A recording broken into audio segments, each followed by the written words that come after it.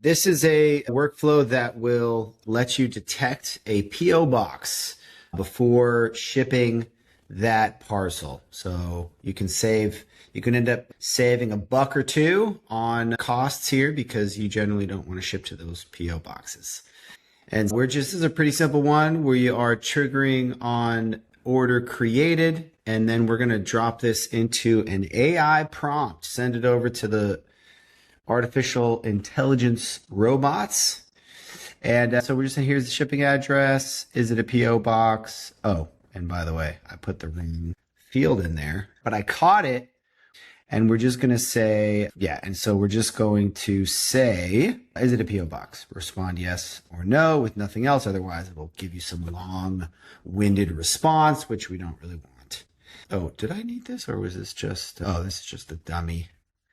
That was a dummy custom code, unlike the rest of my custom code, which is very smart. So we're just going to filter if the prompt equals yes, then we're sending an email to alert that we have a PO box. We could also cancel the order or do different things like that, tag it up, whatever you want to do when you detect it. So I hope that's helpful. You can use the install link here in the template to set that up in your store, and let me know if you have any questions.